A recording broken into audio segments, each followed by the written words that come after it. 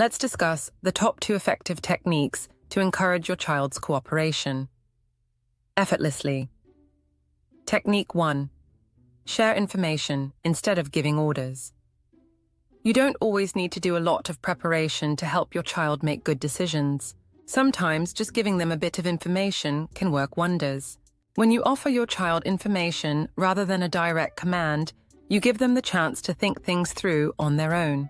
This approach not only helps you avoid the resistance that often comes with orders, but it also teaches your child self-control, a skill they'll use throughout their life. Think of it this way. Instead of setting a rule that might only be followed when you're there to enforce it, you're giving your child knowledge they can use later on. Here's how this works in real-life situations. Instead of, "Stop banging on that toy, you're going to break it," try saying, "Toys can break easily if we're not gentle with them." In this case, the child learns why they need to be careful with their toys. They might not know how fragile their toys can be, so by explaining this, you're helping them understand and make better choices.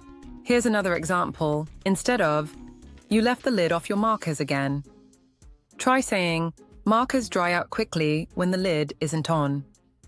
This way, your child understands the consequence of leaving the lid off, making them more likely to remember next time. And one more. Instead of, "Put your shoes on, or we're not going to the park," try saying, "We need to wear shoes to keep our feet safe outside." This approach teaches them why shoes are important, without making them feel like they're just being ordered around. One of the great things about giving information is that it doesn't feel like a failure if it doesn't work right away. If your child doesn't respond, you can calmly move on to another approach without getting frustrated.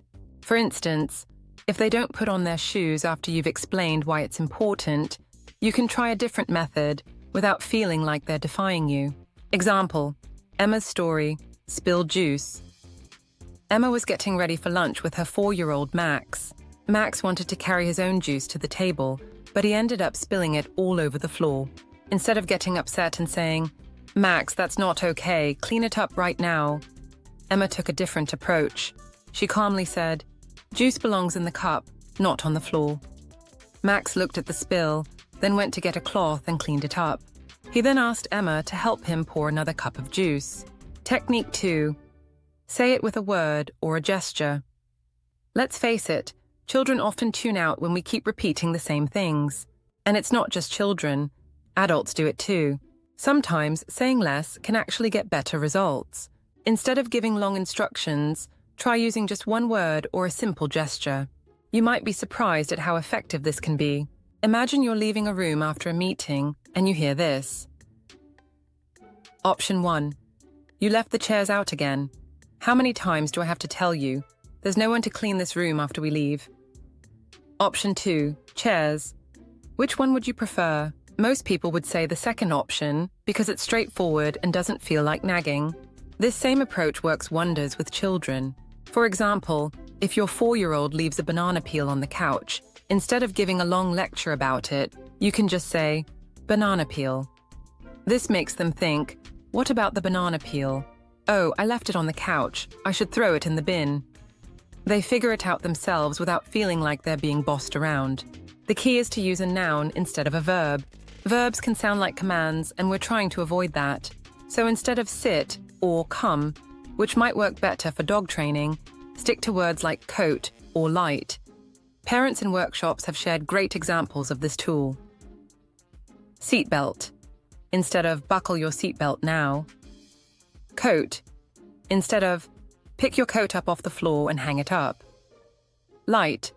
Instead of how many times have I told you to turn off the light when you leave the room? You can also use gestures like pointing to your teeth when it's time for brushing or mimicking washing hands.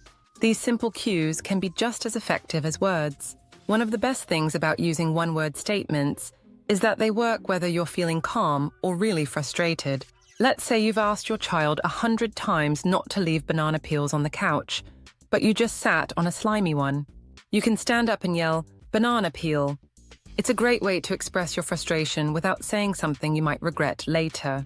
Example, Liam's story, The Power of One Word, Liam used to give long speeches every time his children left their toys scattered around. He'd go on about how they're old enough to put their toys away and how messy the house gets. But the children always had excuses like, "I didn't play with that," or "I'll do it later." One day, Liam decided to try something different. When he saw a toy car left on the floor, he just pointed and said, "Car." Olivia immediately said, "Oh, I forgot," and picked it up. Later, Noah left his crayons out on the table. Liam pointed and said, "Crayons."